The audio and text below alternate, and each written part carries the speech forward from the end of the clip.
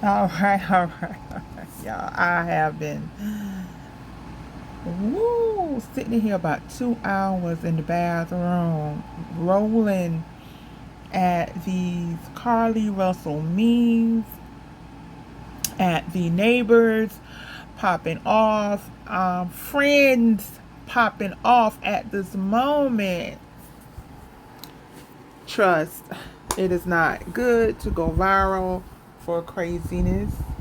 Um, the parents are taking a hit right now, and so is Miss Russell. But Miss Russell lied. Now, I was going to say that when I started breaking the story down, but people love to call me a hater, and I'm not a hater. It's just this part of me that don't trust everybody. My number one question was, how did a baby in a diaper get on the highway? And I've traveled that way before several times to visit my uncle who lives in Mississippi. And I traveled from South Carolina to Mississippi. So those highways are no joke. Never seen a baby or a child on the side of the highway, seen broke down cars with people in them, but not a baby. And that was my number one question. She saw a baby and then was on the phone with her brother's girlfriend. And then they kept going back and forth to that. It was the brother's girlfriend or the brother's wife. They never could make up their mind who she was. But anyway, this is an article that recently dropped. The neighbors of an Alabama woman who went missing and reappeared 2 days later are expressing their frustration online and on the street. And they are, according to the Hoover Police Chief Nick Derzis, 25-year-old Carly Russell stole a bathroom, a roll of toilet paper, and other items from her job at the spa before she left work on Thursday, July 13th. Okay, y'all, and here I was thinking she left the hospital because she was a nurse and she was going to pick up her mom's dinner, but no, she was working at the spa on that Thursday. All right. She later drove to the Target on Highway 280, where she purchased snacks, including granola bars and cheeses, before calling 911 to report a toddler walking on the side of I-459. Okay, they're leaving out in the story where she went to Tzatziki's. Okay, because she was supposed to pick up her dinner and her and her mother's dinner for Tzatziki's. Okay, so she did that and then went to the Target in this time frame. All right. So Chief Derzee said there is no evidence that a child was on the side of I-459. He said that the FBI, Secret Service, Homeland Security, and other law enforcement agencies were involved in the search for Russell and the child. And this is one of the main reasons why Carly is in trouble. Okay? The FBI got called in because you're telling them a little Caucasian kid was on the side of I-459. Secret Service, I don't even know why they got called in, but Secret Service, Homeland Security.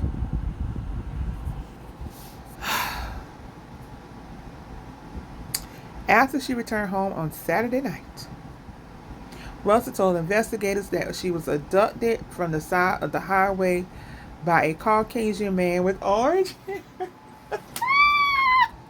Y'all, this is the laughing stock of the internet because of the way she described this man with the orange hair, and the description comes up as a clown. Everybody has. Y'all, I'm sorry, I'm not supposed to be laughing. Neighbors who donated cash and volunteered to help find Russell are now mounting an effort to force the Russells out of the neighborhood. The town is upset because they helped search for her, and one neighbor in an online post, they're saying if anybody is on An explanation is them. I can understand their perspective. And I seen this post also. All I'm going to say is I had a long conversation with one of the people who are part of Carly's search party. The entire town is upset because they weren't given any updates after she showed up to her doorstep. It's alleged that she went through a breakup with her boyfriend and planned her own kidnapping to get his attention. She was at the Red Roof Inn for 2 days. She called a cousin saying that this plan escalated too quickly and she didn't know what to do. This is discussion happening in that small town. It's alleged the town is upset because they helped search for her. They're saying if anybody's owed an explanation, it's them. I can understand their perspective. And I watched a video online, and that person has the 911 call from the Red Roof Inn, stating that Carly was there. The family rolled in 6 cars deep. I don't think her parents initially knew what this young lady has done. But when they found out, this is when they became complicit because they began to cover up this. I don't know. Other neighbors and church members says Russell's mother, Talitha Russell, took cash directly from them via Cash App and Venmo. Okay, I don't know why they was taking cash. Things had just started, but meanwhile, Talitha told reporters she was not accepting donations and that any GoFundMe pages in her name were fake. Alright, so like I said, the neighbors were telling it. The neighbors contributed amount totaling to $3,010. This is a nice to live in neighborhood with such generous and caring neighbors. Thank you all. Talitha asked me to share her Cash App if you desire to directly contribute to her. Alright, so you see the $ Monisa Russell. And it's still collecting gift cards for Talitha. If you would like to contribute, please drop off the cards. And I guess they had an address. And this is what I read earlier also. They said that they gave gift cards and they had a list of who was cooking meals for the family. Ribbons, and which is right here. Neighbors who organized search parties and tied ribbons to their porches now complained that their efforts were a waste of time. So people made these ribbons in her sorority colors and had them all over the neighborhood. And it said, I live in her neighborhood just a few streets over from her house. I do not know her personally, but our community rallied together and put forth our best efforts to find her. We collected donations and sent thousands of dollars to her parents via Venmo. We held a community-wide prayer vigil on the street, and I saw the prayer vigil on the news. I don't know if y'all caught that, but there's video of them praying out there in the yard, holding hands because they were upset. We hosted a prayer and popsicles one day in the neighborhood park. A neighbor created a sign-up sheet to take her parents' meals for weeks. Crafty people in our neighborhood created pink and green awareness ribbons that we all displayed on our front doors at our expense, just to name a few things we devoted ourselves to. We all mourned together for 2 whole days. We dropped everything to help her and provide support for her parents. Some of us were in fear for our own lives, and then this story began to unfold. And like the rest of the country, we began to scratch our heads. People removed themselves from the meal sign-up sheet. The bowls are dwindling from front porches, and our neighbors deserve answers. Enough is enough. Okay, this person said, I live in the neighborhood and I won't be attaching no bowl for her. None. She needs to get to explaining. My neighborhood was a crime scene for 2 days. I cried as I watched people go through brushes and lifted up storm drains looking for her body while she was laid up in some hotel for 2 days. Now, F that. I better get a D apology in my mailbox. Somebody said had us on hold with the prayer line playing music and she was out here BSing. Meanwhile, Carly Russell is reportedly hiding out in Atlanta until the storm blows over. Say what now? Say what? I have not seen this video, so I'm not going to play it. I know. In Atlanta keeps coming up, and they said the mom had just applied for a realtor's license um, in Georgia. Y'all, if y'all see her in Atlanta, send her back to Alabama. Here is one of the memes that somebody made. The lie on I-95 and have her dressed as Pinocchio, holding a roll of toilet tissue, holding the bathroom, and you got the cheese in the granola bars. Right now, Red Roof Inn is happy for this publicity. So is the spa, because now everybody said they want to book an appointment at the spa because they want to wear the robes and they want to feel that toilet tissue. And cheeses and granola bars are flying off the shelf. All right, so Miss Ashanti After Nine says the friends have been contacting her, and Miss Ashanti After Nine, from what I find out, has had all the tea, all the news before it hit the airwaves, and everything she has said has been true. And she just dropped these tonight. She dropped the screenshots tonight, but she did a live on these DMs. Apparently, Carly was dealing with someone named Jay to keep his identity private, all the while, trying to break things off with her ex, Thomar Simmons. Jay expressed that he really didn't want to be involved in their relationship or be that guy, so he created a distance between himself and Carly. Boom. There is another mystery man that all of her friends don't know of, just a few. She was dealing with him also while trying to break things off with Thomar. Supposedly Tuesday night, she finally admitted to Thomar that she had feelings and was in love with someone else. That is when things get fuzzy about her abduction. Apparently, Carly has pulled this stunt multiple times. Bear with me. Alright, so she's pulled this stunt multiple times. It has just never been this elaborate. We think this was an attempt to get Thomar to stay with her since Jay had told her he wasn't interested anymore. Here where the story gets thick, allegedly Carly's parents were at the top of the pyramid scheme, where Thomar's family invested and lost a lot of money. Okay, what do y'all mean his family lost a lot of money?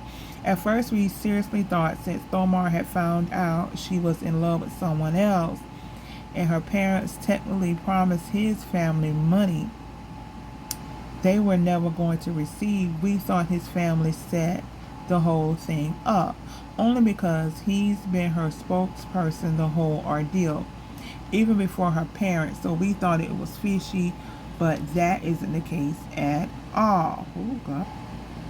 Spoiled in a sense of a word, in a sense through a temper tantrum over men. She couldn't have the man she wanted when she wanted, so she faked her abduction. None of her story adds up. She called her mom at 9:18, which was confirmed by her cousin. She didn't make a 911 call until 16 minutes later. Either she was still on 280 when she called her mom, or she was already en route on 459 when she called her mom. Since day one, this story never added up. So according to Blank, she has done this before in high school with another ex-lover. I doubt it was Thomar then. Yes, she was caught embezzling from Woodhouse. Think about it. They never posted anything about her being missing because they knew the nature of it all along. Hoover police knows exactly what happened.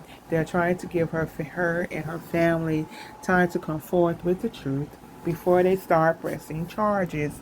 The only loophole Carly has, I'm not being criminally charged for taking her abduction, is the fact she did not file an official police report. That and that only may save her. That as far as her job, yeah, I'm pretty sure they're They're pressing forward with pressing charges. They just want to give her a chance, seeing as though she will need psychiatric therapy of some sort. Okay, yes, they were asking initial questions. We all wanted answers to what baby did you see? Was there anyone else around? Where did you go? Who were you with? How did you get home? Those were the nature of those questions, but they had already gotten word from her job that she had been embezzling money before she showed up. So now they're trying to get into the thick of it from her to see if she'll come forward with the truth. None of the physical evidence matches the phone call she made that night. None of the physical evidence at the scene showed any foul play.